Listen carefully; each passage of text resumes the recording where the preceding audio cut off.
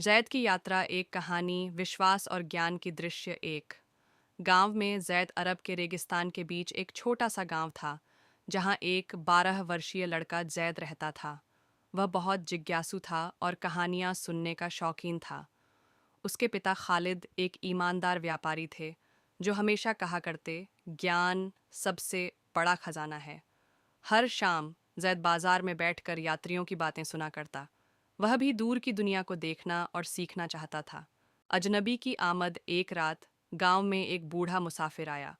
वह लंबी सफ़ेद दाढ़ी और धूल भरी चादर ओढ़े हुए था। गांव वालों ने उसे खाना और आराम दिया।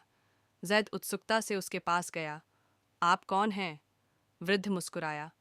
मैं अब्बू राफ़ी हूँ, एक यात्री जो ज्ञान की तलाश में भटकता है। जैद ने पूछा, तो आपने सबसे बड़ी बुद्धिमानी क्या सीखी? अब्बू राफ़ी ने उत्तर दिया, धैर्य। सच्चा ज्ञान कभी दिया नहीं जाता, उसे अर्जित करना पड़ता है।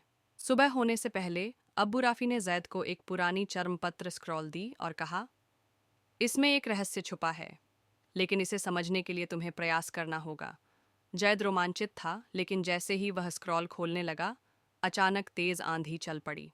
पूरा गांव अपने घरों में छुप गया और जैद ने स्क्रॉल को अपनी चादर में संभाल लिया। पिता की चेतावनी। रात में जायद ने स्क्रॉल अपने पिता खालिद को दिखाई। उन्होंने इसे ध्यान से देखा और गंभीरता से बोले, ज्ञान एक शक्ति है, लेकिन बिना समझदारी के यह अहंकार में बदल सकता है। जायद ने पूछा, लेकिन क्या ज्ञान हमेशा अच्छा नहीं होता? खालिद बोले, हाँ, लेकिन केवल तब जब इसे भलाई के लिए इस्तेमाल किया जाए। पहला संदेश जायद के मन में बेचैनी थी।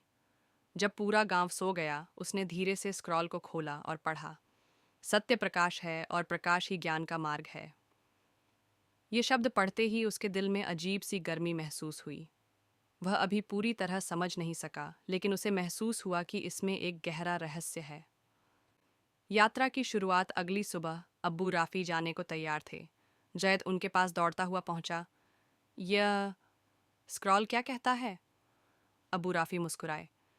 इसे समझने के लिए तुम्हें बसरा के महान विद्वान के पास जाना होगा। जैद घबरा गया। बसरा तो बहुत दूर है।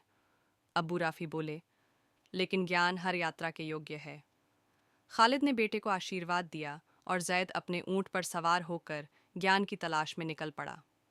रेगिस्तान की परीक्षा यात्रा कठिन थी। कई दिनों तक चलते चलते जैद का पानी खत्म हो गया। जलते सूरज के नीचे वह थक कर बैठ गया।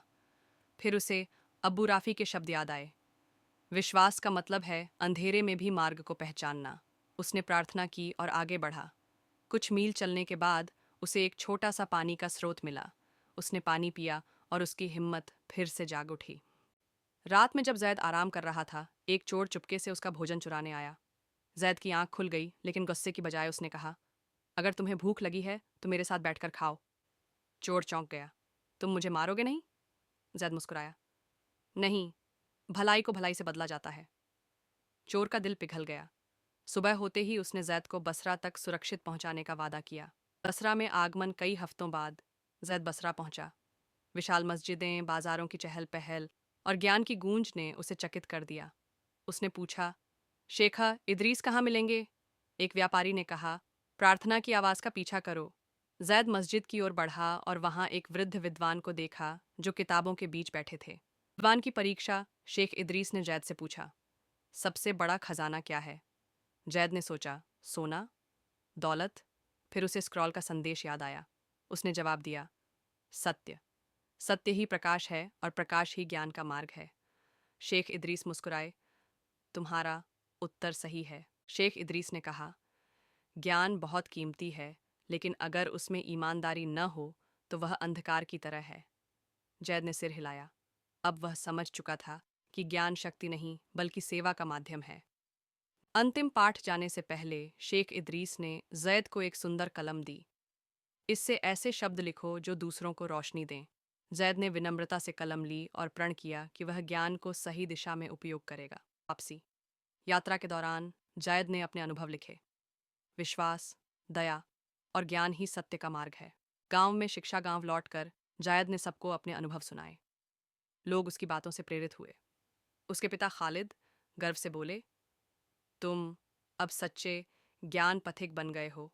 ज्ञान की रोशनी वर्षों बाद जैद स्वयं एक महान विद्वान बन गया। वह बच्चों को शिक्षा देता और कहता, ज्ञान केवल किताबों में नहीं, बल्कि दिलों में बसता है। एक दिन उसने एक छोटे लड़के को पढ़ाते हुए सोचा, यही असली ज्ञान है जो आगे बढ़ाया जाए।